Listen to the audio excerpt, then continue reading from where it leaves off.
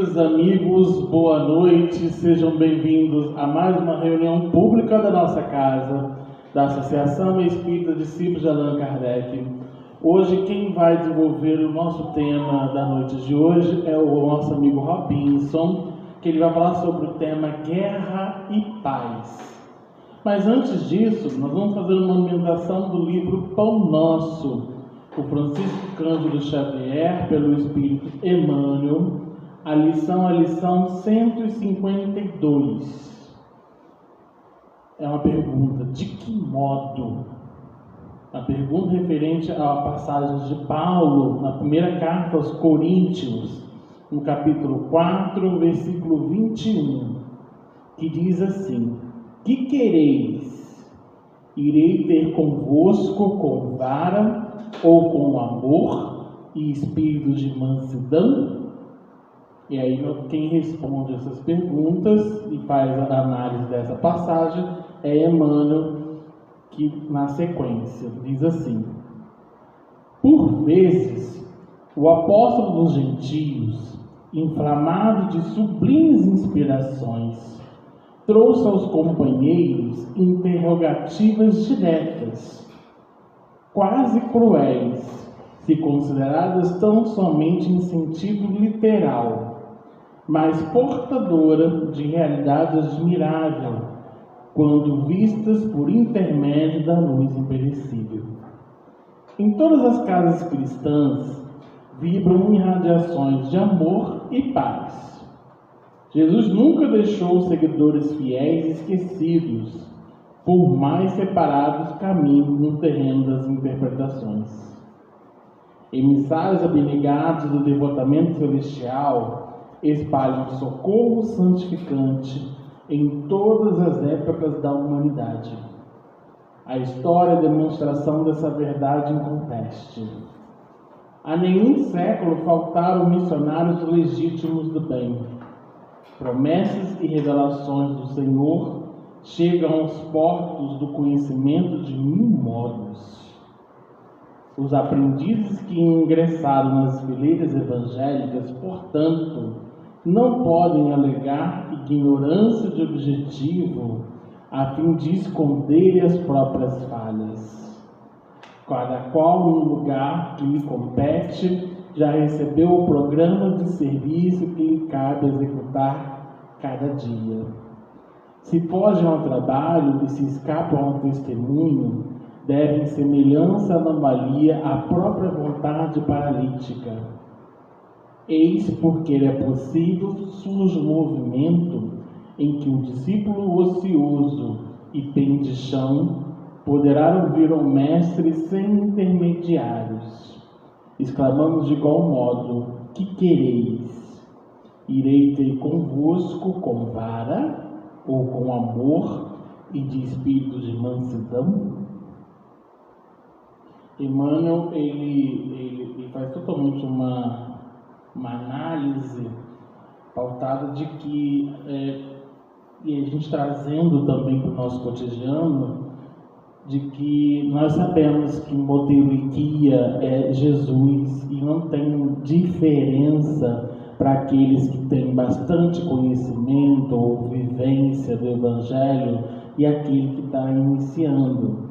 Ele cita que Paulo, no início, jogando interpretações da mensagem de uma forma mais clara, deixando claro o sentido da palavra de que a essência, o ingrediente é o mesmo.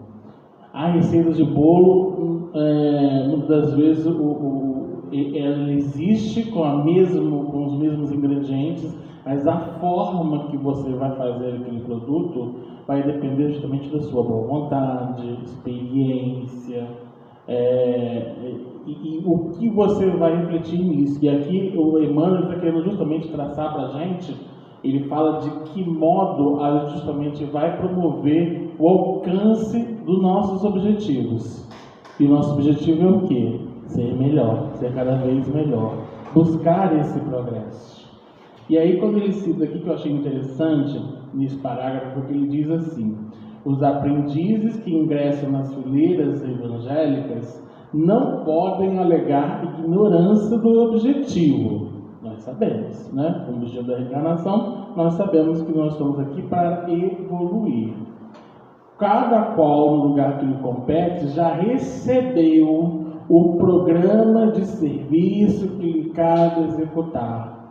O Espiritismo deixa bem claro para a gente de que precisamos vivenciar essa mensagem consoladora para aí sim atingir os objetivos. Então nós já sabemos o modo que nós temos que garantir, né, o acesso a essa automelhoria, a essa transformação íntima através da vivência. Quando a gente fala de caridade, a caridade é justamente essa ferramenta constante, porque nós aprendemos, a aprendizagem significativa só estabelece a partir do momento que a gente faz, a partir do momento que a gente tem um contato próximo. E aqui Emmanuel coloca bem disso. Nós sabemos o programa, cabe a gente executar cada dia. Se fogem ao trabalho e se escapam os testemunhos, devem, semelhante anomalia, à vontade paralítica, né? E a vontade é aquele motor. Emmanuel, justamente no Pensamento e Vida, ele coloca justamente a vontade, ele faz a reflexão, né, de pensamento, vontade, instrução. É um livrinho pequeno, mas assim, bem interessante da gente entender essa dinâmica desse papel de transformação íntima. Então, quando a gente fala do papel da vontade, é a gente entender de que o modo operante da gente justamente caminhar no sentido reto que a gente sempre fala, mas desse papel de transformação é justamente realizando esse programa de serviços, né? Trabalhar no bem. Não adianta a gente falar que a gente quer o bem, quer uma paz, que o Robinho vai falar bastante hoje, esse momento de que a gente busca a paz, mas se a gente não trabalharmos internamente, nós vamos viver justamente nesses conflitos, e aí a gente vai justamente ainda entender de que precisamos garantir a essência dessa mensagem, o sentido dessa mensagem é justamente vivenciando e não estando apenas na ponta dos lábios, ou apenas a gente buscar a compreensão na leitura, na escrita e não realizando, né? Jesus sempre nos convida a gente justamente a ter um papel que essa mensagem tem dentro do interior, do íntimo, um papel que a gente possa vir buscar a reflexão, sentindo essa mensagem, buscando essa proximidade da mensagem. Então, o modo nós já sabemos, trabalhando. Essa foi a mensagem da lição 152 do livro Pão Nosso. Vamos então levar nossos pensamentos e agradecer ao amigo mestre Jesus, aos amigos espirituais que nos acompanham, agradecer pela oportunidade de nós estarmos aqui nessa casa espírita, que mais uma vez abre as portas para que a gente possa refletir, meditar essa mensagem, para que a gente possa, ouvindo o nosso amigo Robinson, junto com a falange amiga que o orienta, que a gente possa traçar a reflexão e meditação dessa mensagem, transformando em sementes para que a gente possa ofertar na colheita da sociedade, colhendo na família e principalmente no íntimo, retirando as mazelas do homem velho na construção desse homem novo. Que nós possamos, em toda reunião pública, mentalizarmos e vibrarmos naqueles espíritos que anseiam dessa mensagem consoladora, que buscam respostas para as suas perturbações, para os seus desafios, que a gente possa vibrar durante toda a reunião pública, principalmente auxiliando os trabalhadores dessa instituição, a comunidade que abriga a EDAC, e ao mesmo tempo estendendo para nosso município, para o nosso estado, para o país e para o mundo todo. Que o Senhor nos abençoe, nos proteja hoje e sempre, que assim seja, graças a Deus. Meus amigos, vou passar a palavra então para o Robinson, que ele vai fazer então um estudo da noite de hoje com o tema Guerra e Paz.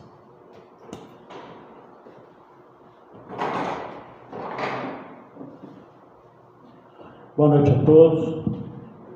Que a paz do Divino Mestre Jesus esteja nos nossos corações agora sempre.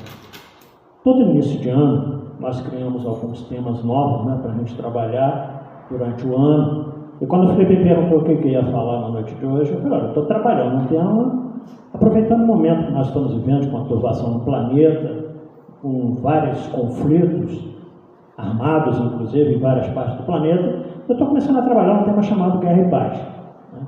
Então, falei com ele, sugeri que nós vamos falar disso na noite de hoje, um tema que nós estamos ainda no processo de elaboração. A gente cria um tema, e depois a gente fica trabalhando nele muito tempo depois, até chegar mais ou menos naquilo que a gente realmente idealizou. Mas, por que falar nisso, Exatamente por causa desse momento que nós estamos vivenciando. E a minha primeira experiência com esse tema foi com o nosso querido Divaldo Pereira Franco, quando ele tinha apenas 19 anos de idade. Ele foi convidado pela União Sergipana, Espírita Sergipana, para fazer a sua primeira conferência. Ficou todo empolgado, 19 aninhos, sendo convidado por uma União Espírita Sergipana, e lá em Sergipe, ele, num auditório bastante cheio, e ele levantou e disse para o pessoal assim, bom, hoje eu vou falar sobre a lenda da guerra. E deu um apagão, deu um branco nele, tomara que eu não me dê aqui agora, deu um branco nele, e ele sentou, todo mundo esperando a palestra, e ele levantou de novo, hoje eu vou falar sobre a lenda da guerra. Novamente deu um apagão, não saiu nada. Aí o que aconteceu? Quando ele sentou depois de novo, o Espírito toca no ombro dele e fala, levanta, que eu vou falar através de você. Nada mais, nada menos do que Humberto de Campos, irmão X, que foi quem criou essa página, que está no livro Instantes da Vida, capítulo 37, psicografia de Francisco Xavier, exatamente pelo irmão X, a lenda da guerra. E aí, Divaldo discorreu 1 hora, brilhantemente, acabou, sentou, aplaudindo de pé, todo mundo, tudo bem. Chegou lá fora, quando acabou tudo, Humberto de Campos aparece ele e Joana de Ângeles, e dão uma bronca literal nele. Que o Humberto de Campos disse para ele o seguinte, dessa vez eu te ajudei, mas da outra vez, só trate de estudar, porque jamais se pode ocupar uma tribuna espírita para falar de algo que você não conhece profundamente. E ele gravou aqui, ficou. Então, por isso que a gente sempre orienta os oradores, estudem, estudem. Não é pelo fato de estar aqui que nós somos melhores do que ninguém, não. Mas nós temos um compromisso com o estudo, para que a gente possa realmente desenvolver o tema. E ele aprendeu aquela lição. E a partir dali ele começou a estudar. Eu sempre costumo dizer, por mais que a gente estude, a gente sabe muito pouco. Nós vamos recomeçar com o Rogério, estudo sistematizado da doutrina aqui na casa, dia 23 de fevereiro. Eu dei esse estudo aqui durante 25 anos, ininterruptos. 25 anos. Comecei com 4 anos, os que participaram comigo aí vão se lembrar, depois nós reduzimos para 3, e depois de 25 anos eu cheguei à conclusão que ainda sabia muito pouco das 5 obras da codificação. E é por isso que a gente estuda até hoje, todos os dias, porque não tem jeito, nós vamos desencarnar estudando se nós quisermos conhecer um pouco da doutrina espírita. Mas eu vou fazer um resuminho da lenda da guerra, é óbvio, porque a página é bem grandinha. E a lenda da guerra diz o seguinte, quando o primeiro pastor de alma se elevou da terra, no carro da morte, o Senhor esperou no trono de justiça, Deus, misericórdia, e para ouvir o relato do que tinha acontecido com as suas ovelhas aqui na terra. E aí ele notou que o primeiro pastor de almas, desencarnou, estava triste no mundo espiritual. Como eu disse a vocês, vou fazer nenhum. E aí ele pensou, mas por que ele está triste? E ele começou a narrar. O Todo-Poderoso recebeu surpreendido no estado que ele se encontrava. O ancião inclinou-se reverente, saudou, respeitoso, manteve-se em profundo silêncio. E aí começaram as interrogações do pai fraternal. Como seguia o rebanho na terra? Observa o regulamento na natureza? Atendia-se ao caminho traçado? Havia suficiente respeito na vida de todos? Bastante compreensão no serviço individual? E aí Deus perguntando, E aí o velhinho ouvia contudo e chorava. Mas austeramente o querido respondeu soluçando: ai de mim, Senhor. As ovelhas que me confiaste, segundo me parece, trazem corações de animais cruéis. Lembrando de ter sido o primeiro pastor que deixou a terra e voltou muito espiritual, a história bem antiga. Gritos de admiração partiam de todos os lados. Não tem as ovelhas a dádiva do corpo para o sublime aprendizado na escola terrestre? Sim, suspirou o ancião, mas desprezam-no e insultam-no todos os dias. Não possuem acaso um ninho doce que lhes dei, mas fazem do campo doméstico verdadeiro reduto de hostilidade. Não guardam a bênção do parentesco entre si? Transformam os elos consanguíneos em telas grossas do egoísmo, dentro das quais se escarneceram. E os filhinhos? Não conservam o sorriso das crianças? Convertem-se as ovelhinhas em pequenos demônios da vaidade. Cristalizam as ideias da pátria em absoluto propósito de dominação, espalhando em seu nome a miséria e a morte. Mas e o amor?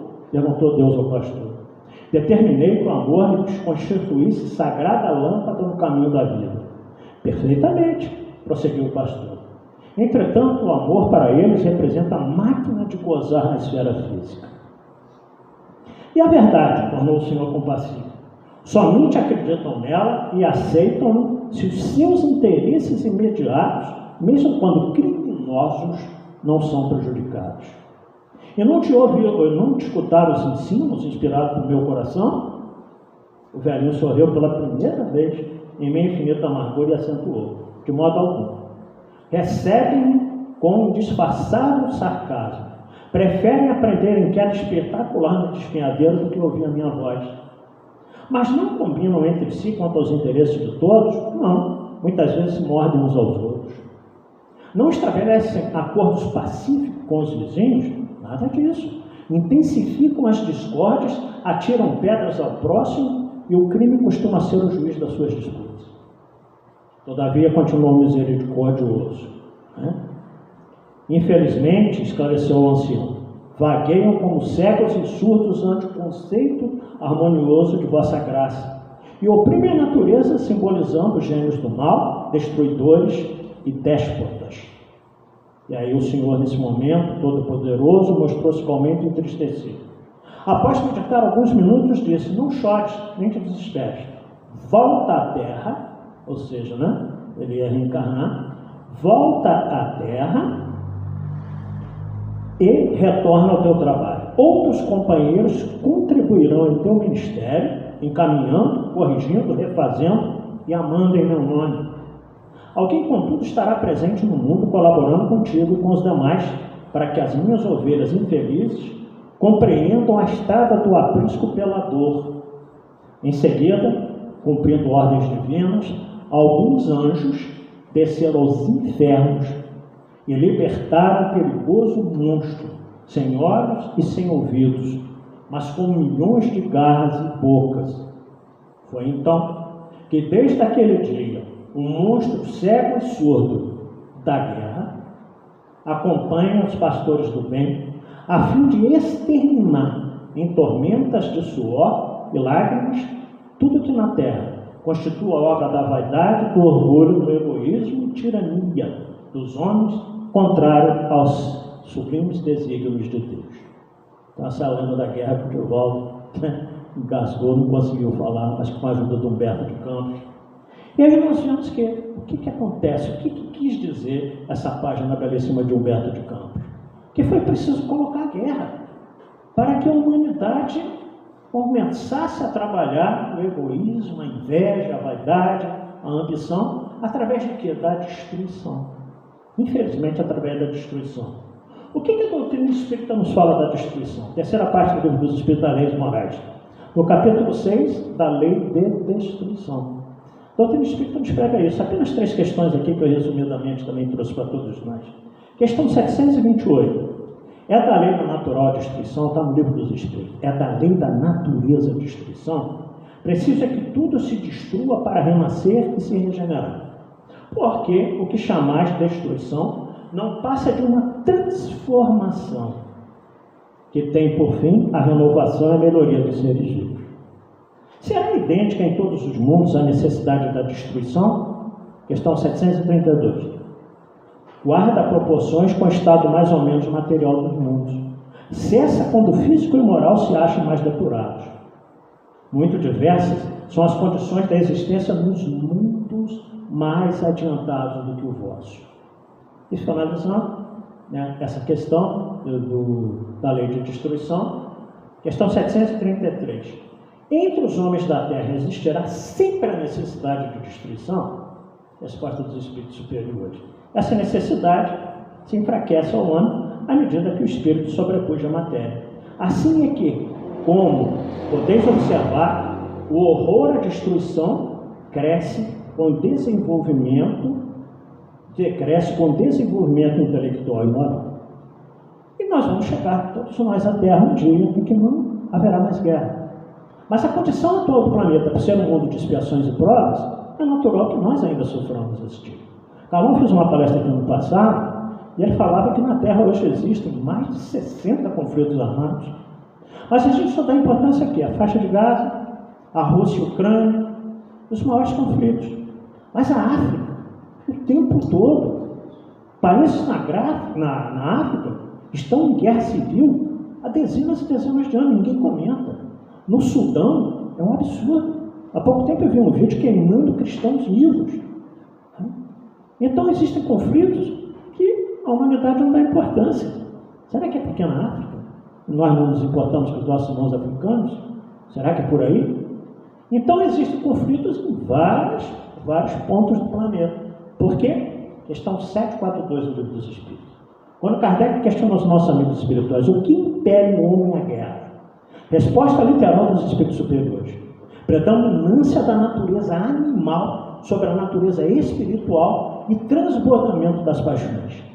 O que isso quer dizer? Que muitos de nós estamos mais perto da nossa animalidade das idades primeiras do que da angelitude junto de Deus. Muitos de nós somos assim. Então é natural que estejamos sempre em conflito. Mas, para não esquecer também, fiz um estudo sobre isso, nós tivemos conflitos no Brasil desde o descobrimento. Só para nós termos ideia aqui. Nós tivemos a Confederação dos Tamoios, em que os índios lutavam contra os invasores, os colonizadores, que para os índios eram invasores, que a terra era deles. Nós tivemos a Guerra dos Amorés, tivemos no início a tentativa da invasão dos holandeses, franceses.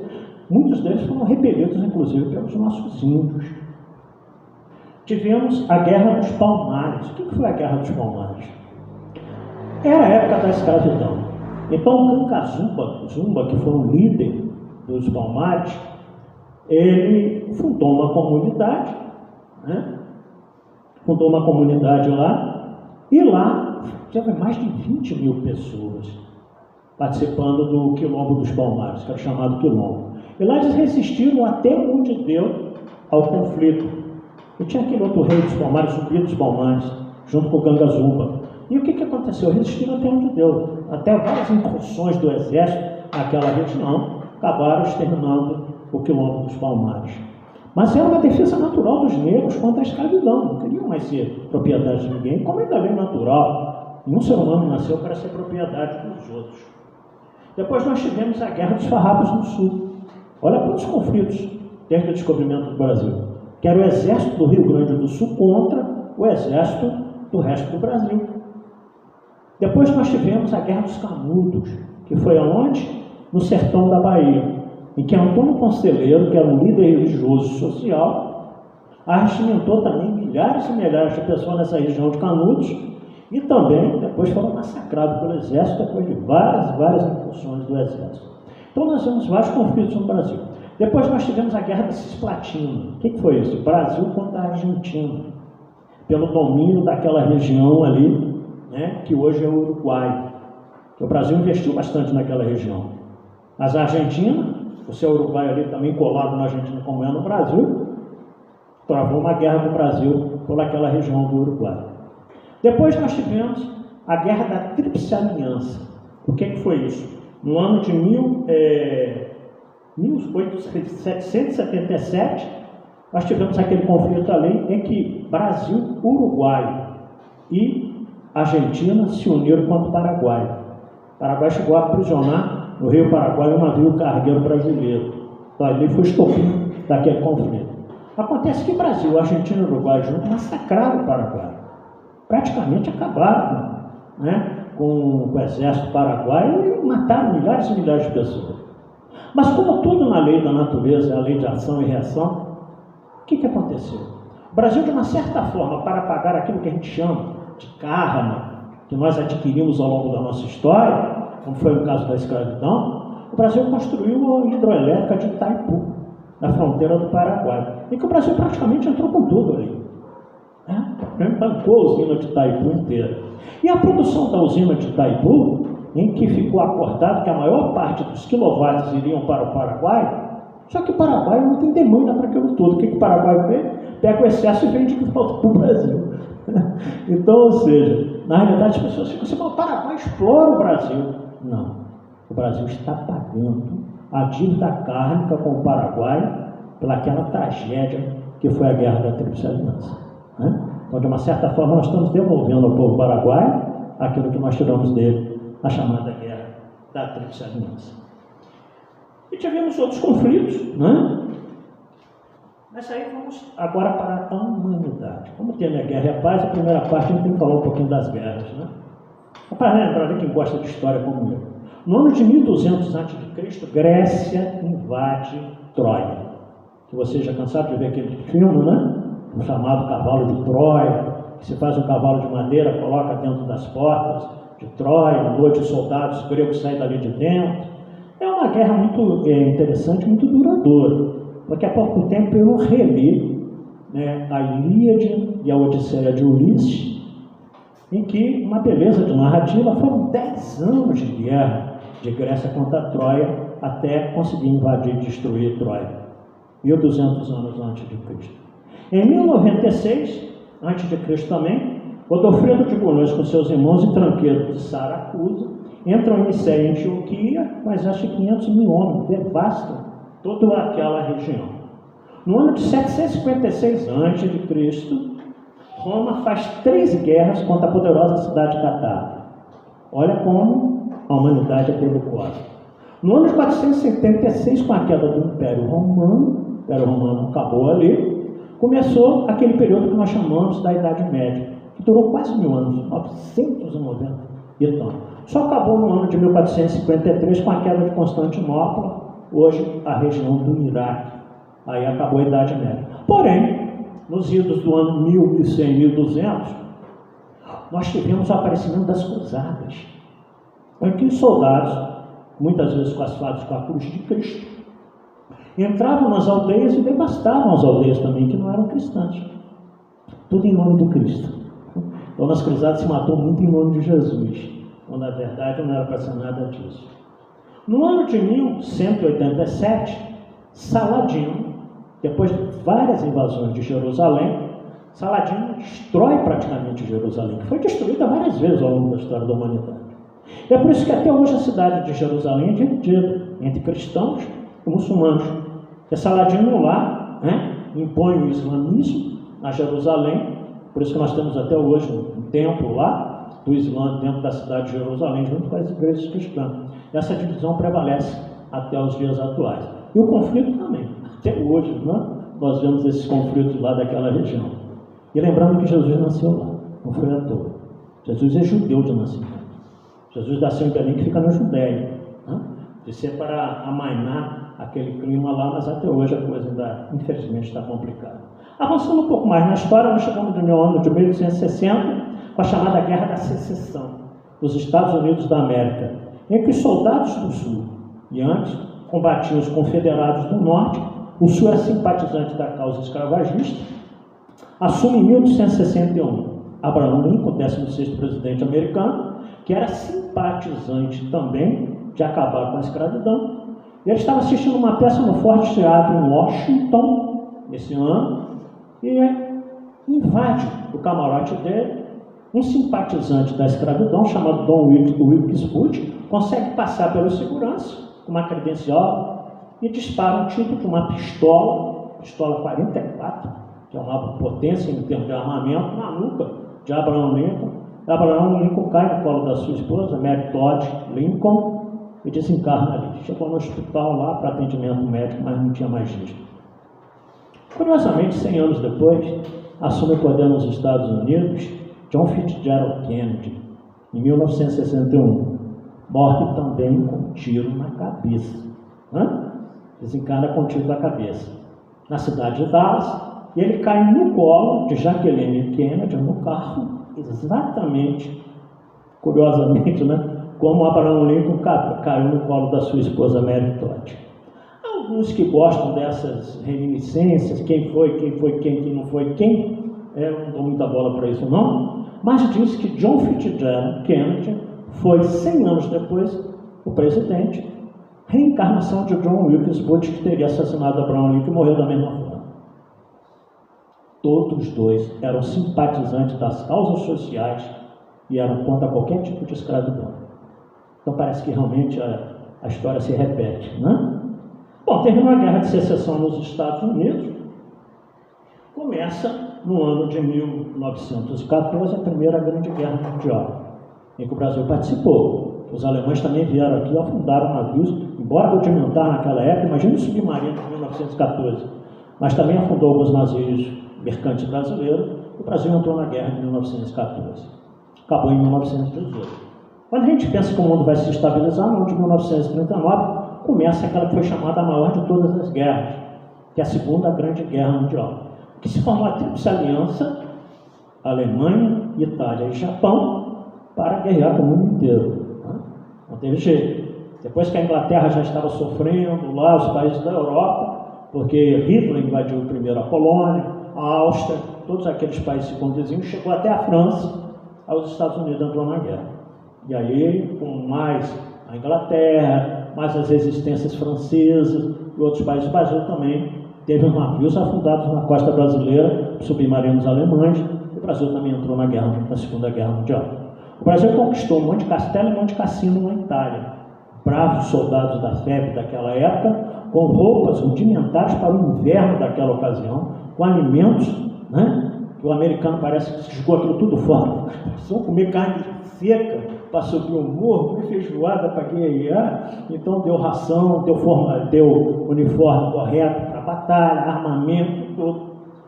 Os italianos são tão gratos ao Brasil que até hoje naquela região de Monte Cassino e Monte Castelo, todos os anos, eles cantam a liberdade, rezam e cantam o hino brasileiro e hasteam a bandeira do Brasil na Itália.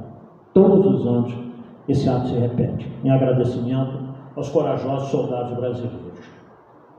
Então termina a Segunda Guerra Mundial, no ano de 1945, como nós sabemos, infelizmente, com aquela tragédia de se mandar 2 bombas atômicas, no dia 6 de agosto de 1945, em Hiroshima, e 3 dias depois, no dia 9 de agosto de 1945, em Nagasaki. Que ceifou milhares e milhares de vidas, e anos depois, a irradiação nuclear continuou ainda fazendo vítimas por câncer e uma série de coisas. Mas foi assim que a guerra acabou, que aí o Japão assinou a sua rendição, e cessou a Segunda Grande Guerra Mundial. Aí nós pensamos que tudo ia sossegar. Em 1950, 15 anos depois, a Guerra das Coreias. Coreia do Norte contra a Coreia do Sul.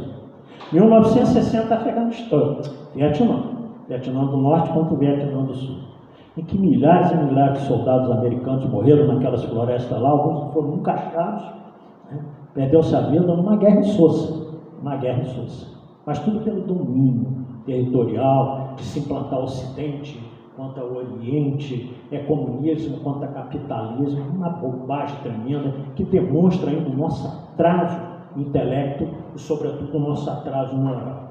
Acabou a Guerra do Vietnã em 1980, a Guerra do Afeganistão. A invasão do Afeganistão, em que lá estava também o Estado Islâmico, até pouco tempo atrás, fazendo as barbaridades que nós conhecemos. Acabou a Guerra do Afeganistão em 1990, o Irã entra em guerra com o Iraque. Olha como aquele povo do Oriente é belicoso também, Depois, em 1999, a Guerra do Golfo Pérsico, que envolveu todos aqueles países ali, Emirados Árabes, Catar, tudo aqui. Em 2003, os Estados Unidos invadem o Iraque. O americano sempre foi belicoso também, até porque a cultura dele é a cultura inglesa. E os ingleses sempre foram belicosos, sempre foram conquistadores, sempre atravessaram oceanos, destruindo, guerreando, tomando posse. E o americano, por ter sido, de uma certa forma, criado pelo povo inglês, herdou a belicosidade dos ingleses. E aí, no ano de 2014, já agora, pouco tempo atrás, se vocês não se lembram, a Rússia invadiu a Ucrânia em 2014 pela posse da Crimeia, um território que a União Soviética sempre reivindicou como sendo dela. Então acabou aquela invasão da Crimeia, até hoje ainda há disputa daquela fase territorial. Em 2023, o que acontece? A Rússia invade a Ucrânia de novo. Está tendo lá milhares e milhares de mortes, por causa sem sentido, tudo porque domínio territorial, tudo por invasão do espaço dos outros. E continuam esses conflitos ainda aí até agora, em várias partes do mundo. Por quê? Predominância da natureza animal sobre a natureza espiritual. Mas nós vamos sair dessa situação quando? Até que já nos fala aqui. Quando a Terra estiver numa condição melhor, mais avançada, nós não sentiremos tanto ódios particidas uns pelos outros. Então esses conflitos ainda fazem parte desse mundo atrasado no qual nós vivemos. Tá. Mas como é que nós podemos realmente abrandar a tudo isso? Ora, aí nós vamos lembrar que o maior mandamento da lei de Deus ensinado por Jesus, em Mateus capítulo 24, versículo 34 a 40, e está em Lucas também. Jesus, quando se aproximou dele um doutor da lei, e disse: mestre, qual é o maior mandamento da lei de Deus? Notem que em Lucas está um pouquinho diferente. Quando ele faz essa pergunta, o fariseu doutor da lei ao Jesus, Jesus diz para ele o seguinte: o que está escrito na lei, o que lês nela? Por quê? Se ele era doutor da lei, interpretava os textos bíblicos do Antigo Testamento, a Torá, os 5 livros de Moisés para os judeus, nas sinagogas e no templo de Jerusalém, ele deveria saber qual é o maior mandamento, e nós vamos explicar por quê. Porque muita gente pensa que Jesus criou o maior mandamento. Não foi Jesus que criou, não, tá? Já vou dizer já. No Mateus não se cita que Jesus disse para o doutor da lei: o que está escrito na lei, o que lês nela? Mateus simplesmente diz: o primeiro mandamento, amarás ao Senhor teu Deus com todo o teu coração, com toda a tua força, com todo o teu espírito. Esse é o primeiro. E tem um segundo semelhante a esse primeiro: amarás o teu próximo como a ti mesmo. Só que Jesus termina esse ensino com uma frase que nos leva a uma reflexão mais profunda. Aí está resumida toda a lei e os profetas. Precisa compreender por que ele disse isso. Mas por que eu falei que não foi Jesus que criou o maior mandamento? Porque, como ele disse ao doutor da lei, que está escrito na lei que lê nela, amar a Deus sobre todas as coisas, está no livro de Deuteronômio de Moisés, capítulo 6, versículo 5. Amar ao próximo como a si mesmo, está no livro de Levítico de Moisés, capítulo 19, versículo 18. Entendeu por que Jesus questiona ele? Está escrito na lei. Você devia saber. Você prega no templo e não sabe? Então Jesus não criou, apenas relembrou o doutor da lei uma onda. Mas por que está resumida toda a lei e os profetas? Quando no livro de Êxodo, capítulo 20, Moisés sobe o Monte Sinai e recebe as pedras, que a gente chama de tábuas da lei, com os 10 mandamentos, Moisés desce do Monte Sinai, enquanto o povo hebreu adorando o bezerro de ouro. O que Moisés faz? Joga as pedras da tábua da lei no chão, espatifa os 10 mandamentos. Jesus disse o seguinte: não tem problema não, Moisés, sobe de novo, que eu vou te dar a segunda via. Naquela época já tinha a segunda via, já tinha a cópia. Sobe de novo que eu vou te dar a segunda via. Moisés sobe e recebe de novo as pedras com os 10 mandamentos, gravado diretamente no mundo espiritual. O que diz os 3 primeiros mandamentos? Vocês lembram? Primeiro mandamento: eu sou o Senhor, vosso Deus, que vos tirei do Egito, da terra de escravidão. Não farás imagem do que há em cima dos céus, embaixo da terra, das águas. Não lhes prestará culto soberano. É meia página da Bíblia de Jerusalém.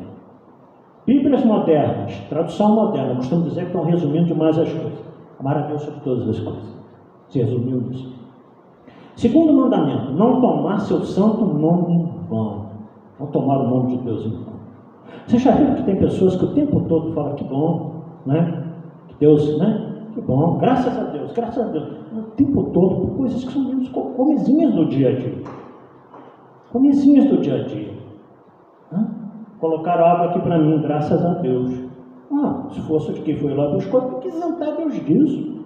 Deus tem um universo para tomar conta.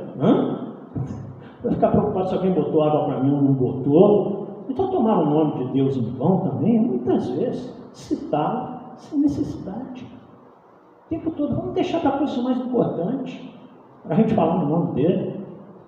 Terceiro, lembra de santificar o dia de sábado, porque a igreja depois mudou para domingo, sem problema algum. Porque naquela época que se queria dizer, lembre-se que Moisés viveu 1.600 anos antes de Jesus.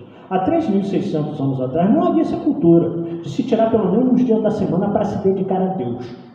Então é isso que ele recebe no terceiro mandamento. Lembra de santificar pelo menos um dia da semana para prestar culto a um Pai soberano. Você lembra qual é o quarto mandamento da lei de Deus? Está na Bíblia? Lembra-te de honrar vosso pai e vossa mãe a fim de viver de longo tempo na terra que o Senhor vosso Deus vos dará. Bíblias modernas, honrai a vosso pai e a vossa mãe. Estão reduzindo demais as coisas. Estão simplificando demais as coisas. Quinto mandamento, não matarás. Sexto, não furtarás. Do quinto ao décimo, é toda uma exortação do amor ao próximo. Olha a genialidade de Jesus. Ama a Deus sobre todas as coisas, vocês cumprem os três primeiros mandamentos da lei dele. Amar o próximo como a si mesmo, você cumpre do quarto ao décimo.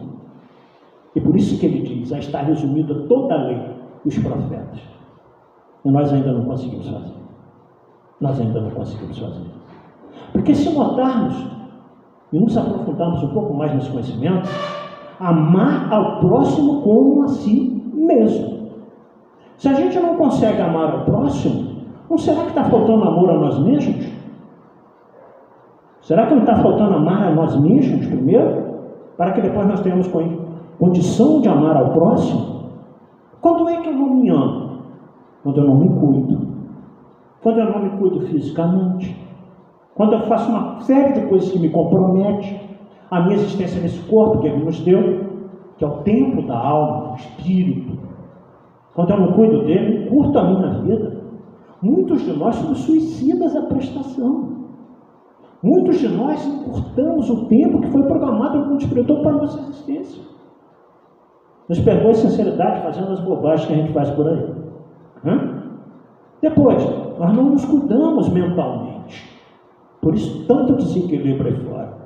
Vocês sabiam que nós estamos no janeiro branco, que é exatamente em que nós devemos cuidar da mente, preocupar um pouco mais da nossa mentalização?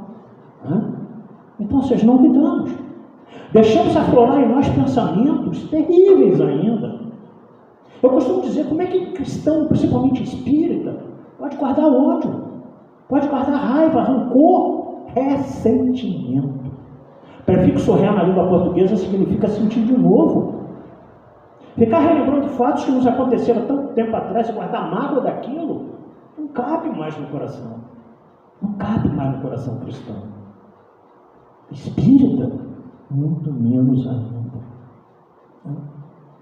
Então, está na hora da gente trabalhar a nossa espiritualidade. O planeta está mudando, todos vocês sabem, já cansaram de ouvir palestra por aí, que a Terra está passando por um mundo de regeneração. Sabe o que isso significa? A vibração do planeta está mudando também. E a nossa vibração precisa acompanhar a vibração do planeta.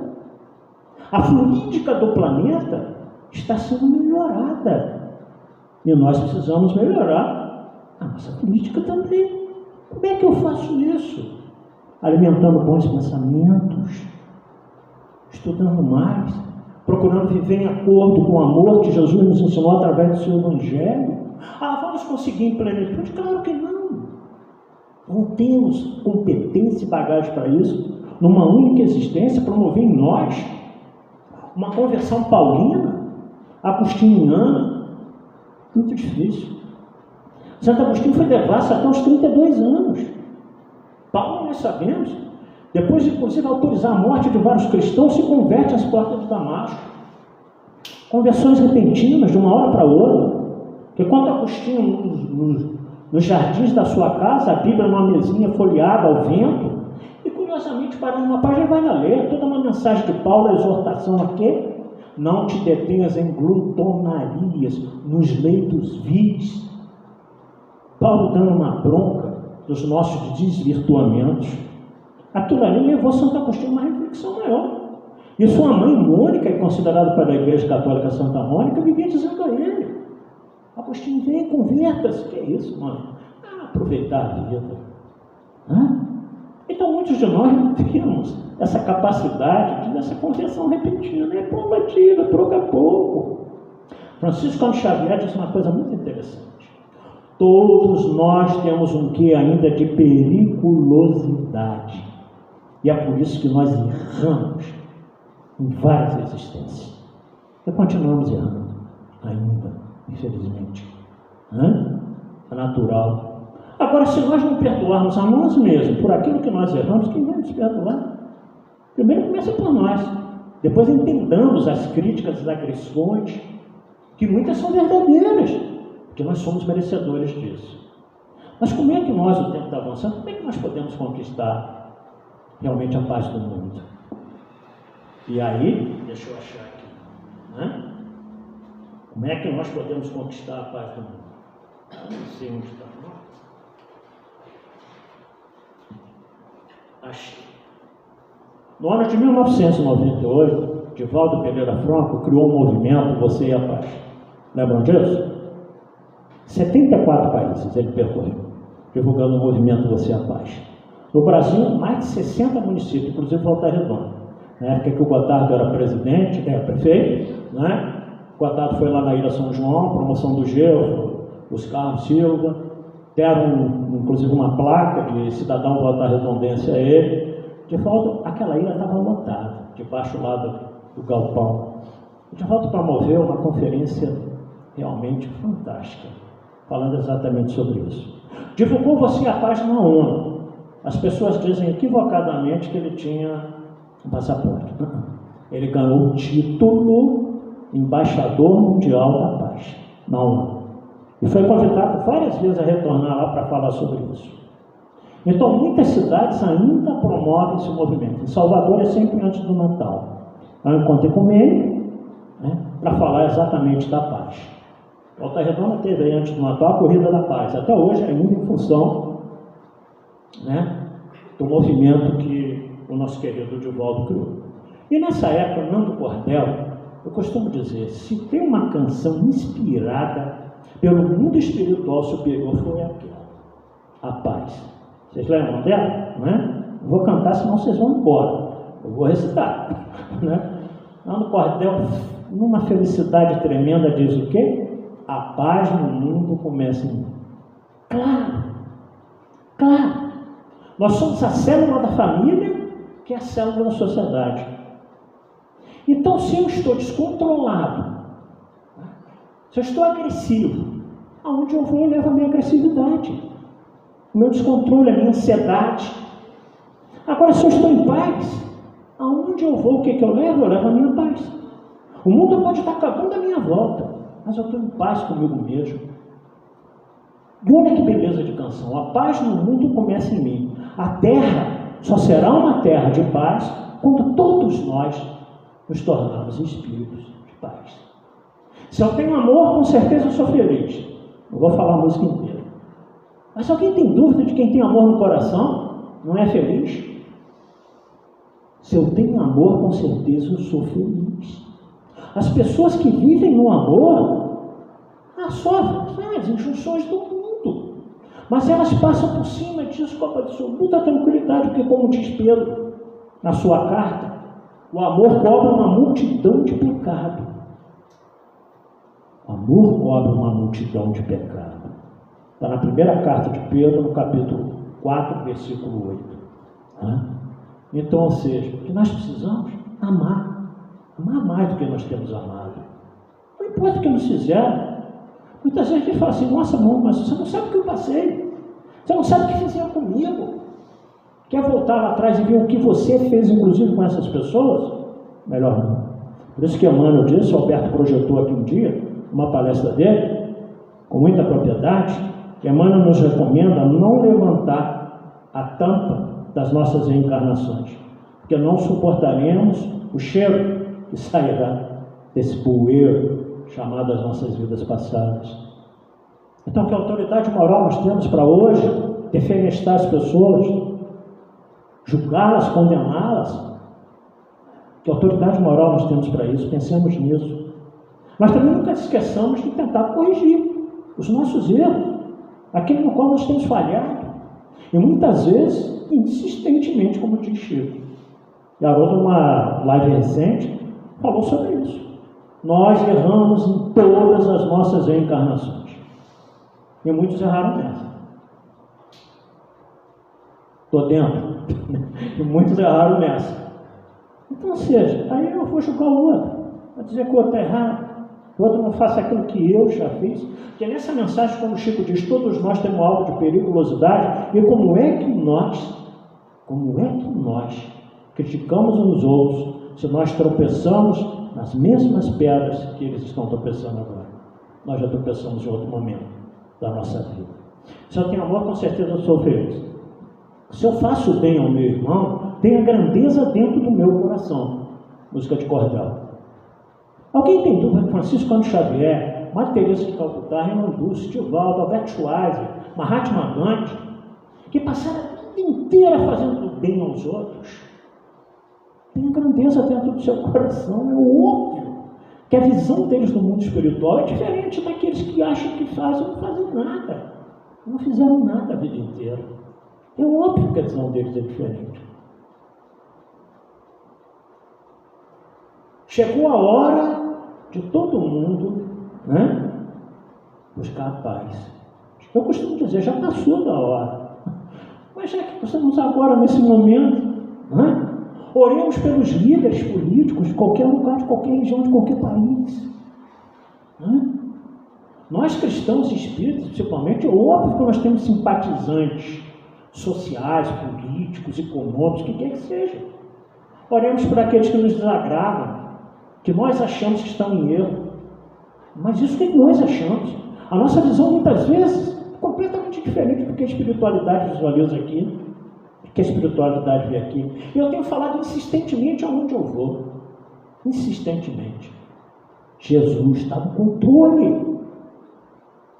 E se eu não acredito nisso, como é que eu sou cristão?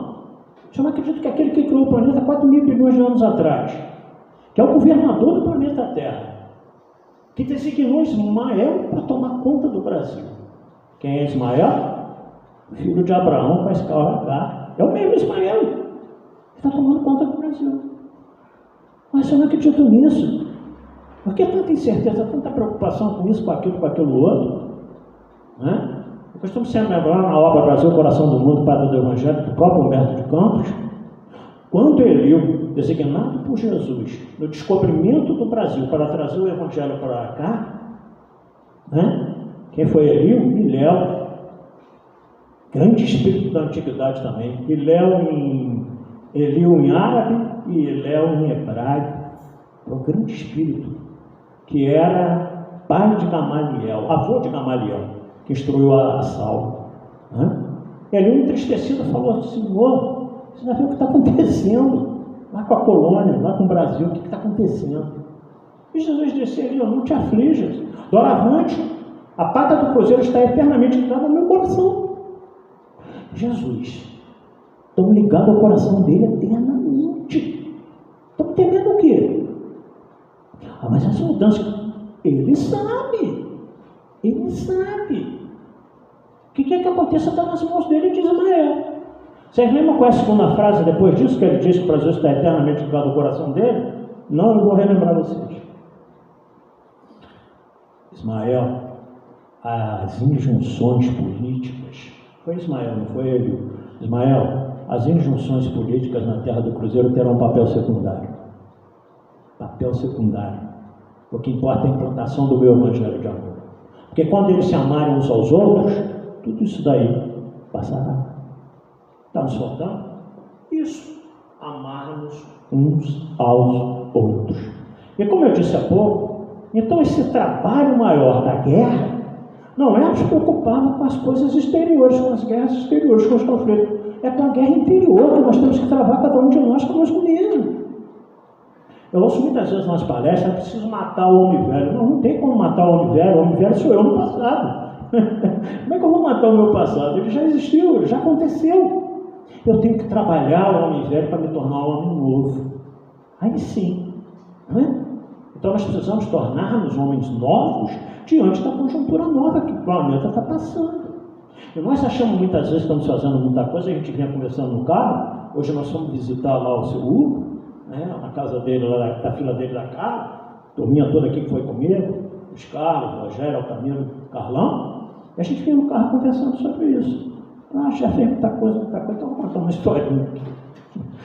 O presidente do Centro Espírita Tupiara, que vocês estiveram lá há pouco tempo, Carlos Alberto Ferreira, ele tem um videozinho curto, 37 minutos, e que ele narra que certa feita ele foi falar numa casa espírita criada lá no Rio, Casa Espírita Luz de Jesus, se não me falha a memória. E a presidente do centro, compondo a mesa, virou para ele falava sobre trabalhos na Casa Espírita. Posso lhe contar a minha história? Pode. Aí interrompeu a palestra dele e contou. Olha só, eu tenho 44 anos de trabalho na Cruzada Espírita Suburbana, que fica em São João do Meriti. Eu fui pesquisar. Então, quando eu vejo uma coisa assim, eu vou pesquisar. Preciso saber onde é, né? Em São João do Meriti. Aí acontece que... Por que ela estava nessa nova casa como presidente? Porque ela disse, certa feita, o mentor espiritual dela disse para ela o seguinte: minha irmã, você está precisando fundar um centro espírita. Eu? Não, acho que o senhor não está entendendo. Eu tenho 44 anos de trabalho na Cruzada Espírita Suburbana. 44 anos de trabalho, ininterruptos. Não parou nem uma semana. O espírito falou assim: mas aqui nos nossos arquivos está constando 4 anos. Não, 44 anos lá. Está contando 4 anos. Mas como assim? Porque aqui está dizendo o seguinte: 4 anos você foi lá por amor. Você foi com vontade de ir. Você foi com vontade de trabalhar. Você ficava feliz de estar lá ajudando os outros. 40 anos você foi por obrigação. Eu vou lá porque eu tenho que ir. Hoje é dia da palestra. Hoje é dia da... eu vou lá. Você foi 40 anos para atender interesses pessoais. Você não foi dedicado por amor. Então você só tem 4 anos de trabalho. E aí ela falou para ele assim, para o mentor espiritual: qual é o nome do centro espírita que eu tenho que fundar? E fundou. Hoje dirige essa casa. Então não se iludam que a gente tem muito tempo de trabalho, não, né? Não é por aí não, tá? Mas está tudo anotado no mundo espiritual. Então conquistar a paz interior é isso. É procurar viver um pouco mais no amor que Jesus nos ensinou. Procurar viver um pouco mais nesse amor que Jesus nos ensinou. Madre Teresa de Calcutá dizia: a maior enfermidade é não ser nada para ninguém. Quando nós não somos nada para ninguém. Essa é a maior enfermidade da alma. Em Lucas capítulo 10, versículo 38 a 41, vocês vão se lembrar dessa passagem. Quando Jesus vai à casa de Lázaro, aquele que ele amava, ele tem 2 irmãs, Maria e Marta, e Maria senta-se logo aos pés de Jesus e começa a ouvir a sua pregação, dentro da casa de Lázaro. E Marta para lá e para cá, para lá e para cá. E ela ficou irritada. E ela falou assim: Senhor, enquanto eu estou aqui com os afazeres da casa, para lá e para cá, Maria está aí sentada te ouvindo. Pede ela para me ajudar. Pede ela para me ajudar. O senhor não está vendo que eu estou no sacrifício de tudo aqui e ela não está nem aí. Aí Jesus: Marta, Marta, Marta, estás ansiosa e afadigada com um monte de coisas, mas Maria escolheu a melhor, que nunca lhe será tirada. Maria escolheu ouvir a palavra, enquanto Marta estava preocupada com os afazeres do mundo. Talvez muitos de nós estamos assim, vivendo muito mais dos afazeres do mundo do que procurando a paz espiritual em cada um de nós. É esse trabalho que nós devemos fazer. Por que a gente não pega O substantivo próprio, o nome de Jesus, e transformamos em verbo. Dá para transformar, Robinson, o nome próprio em verbo? Dá sim, né? Por exemplo, eu Jesus Cristo, tu Jesus Cristas, ele Jesus Cristo. Nós Jesus cristãos. Vós Jesus Cristais, eles Jesus Cristo. O que é isso? Procurar viver o amor desse grande irmão, que veio do sacrifício de 2000 anos atrás para nos mostrar que é possível viver em paz, mesmo que façam conosco tudo o que fizeram com ele. Pregaram numa cruz infame, escarneceram, vulgarizaram, torturaram de tudo quanto é maneira que vocês possam imaginar, da forma mais terrível que nenhum ser humano aguentaria. E a primeira das 7 frases que ele pronuncia quando está crucificado, olha os soldados que ridicularizavam ele ali, dizendo: tu não é filho do homem? Desça dessa cruz. E ele olha para eles e diz: Pai, perdoai-os, eles não sabem o que fazem. O que nós sofremos, que Jesus sofreu, para que a gente não consiga perdoar o semelhante nosso pelos erros que conosco cometeram. Ali já é o primeiro caminho, o perdão, que vai realmente nos trazer a paz no coração e procurar viver o amor infinito que ele nos pregou. Deus abençoe a todos vocês agora sempre. Muita paz. Eu devolvo a palavra para o Felipe.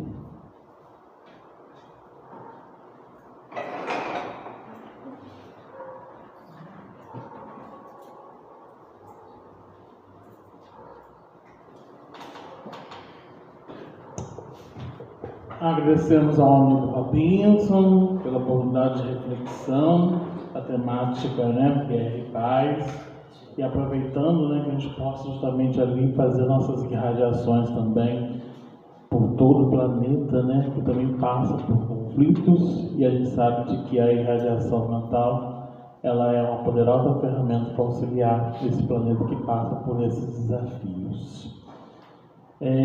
No próximo domingo, a dinâmica da palestra vai ser totalmente diferenciada.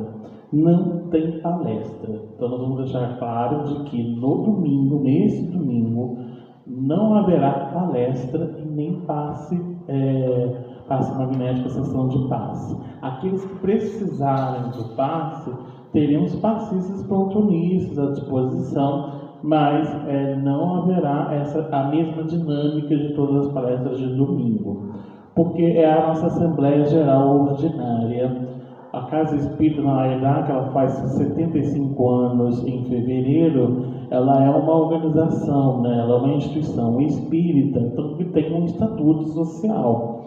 E esse estatuto social, ela prevê de 3 em 3 anos eleição de uma nova diretoria, né? Uma mudança de diretoria. Assim como também a eleição do Conselho Fiscal também.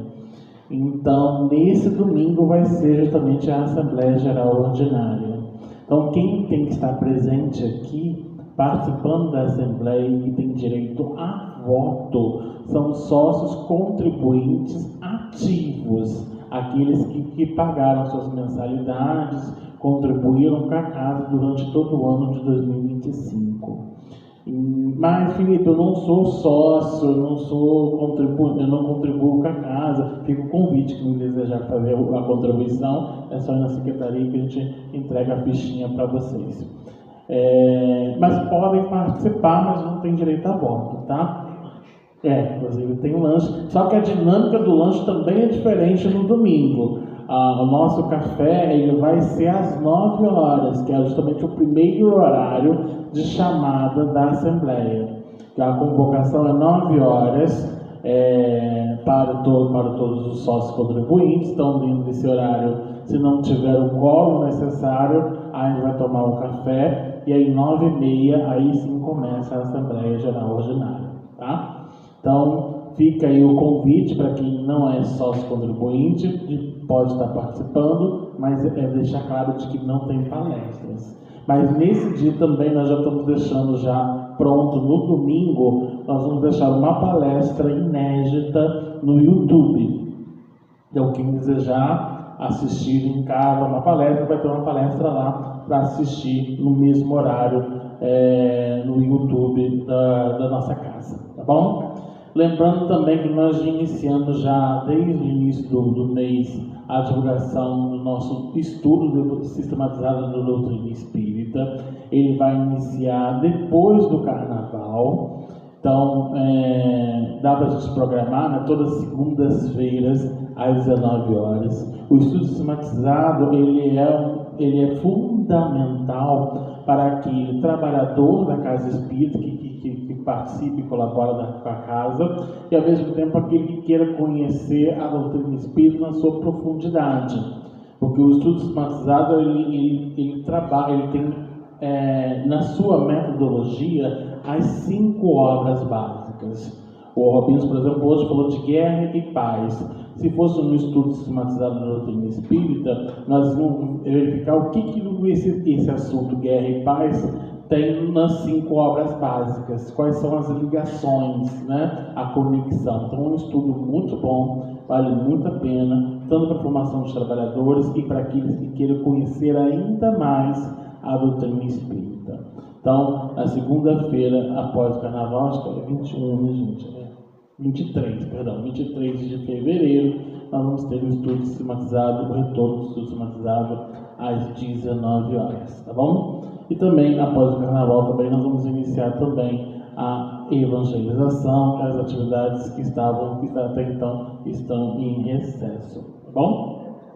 Então, dado o recado, lembrando, domingo não teremos palestra, vamos ter a Assembleia Geral Ordinária com a convocação dos sócios contribuintes, aqueles que já são ativos na casa, que já fazem a contribuição mensal, eles têm que estar presentes para ter a eleição, né? São 3 tópicos, né? Prestação de contas da diretoria de 3 anos, nós vamos ter a eleição da diretoria e do Conselho Fiscal e também vamos falar um pouco de outros assuntos, tá? Então fica aí o convite. Vamos elevar então nossos pensamentos e agradecer ao amigo Mestre Jesus, aos amigos espirituais que nos acompanham, orientados por Bezerra de Menezes, mentor espiritual dessa casa, e agradecer por mais uma vez estarmos aqui estudando o Evangelho Redivivo, estudando as bases pilares da codificação, para que a gente possa ter no papel da nossa transformação íntima ferramentas para a vivência do Evangelho no convívio da sociedade, no convívio da família e principalmente na caminhada de transformação do seu homem novo. Que nós possamos vibrar para todos os trabalhadores dessa instituição, aqueles que passaram, que foram precursores na divulgação da doutrina espírita nessa instituição, e que a gente possa também envolver os trabalhadores atuais e aqueles que vão dar prosseguimento a todo esse trabalho, a toda a missão dessa instituição no amanhã ou no futuro. São 75 anos divulgando a mensagem do Cristo, divulgando a doutrina espírita em diversos corações, e que possamos levar essa mensagem consoladora a todas aquelas pessoas que anseiam dessa mensagem, que anseiam beber dessa fonte, e a todas aquelas que passam por desafios e provações e buscam soluções e respostas para os seus questionamentos. Que o Senhor nos ilumine e nos proteja hoje e sempre. Que assim seja. Graças a Deus. Meus amigos, aqueles que desejarem a paz, se só aguardar que serão chamados. Tenham todo mundo uma boa noite.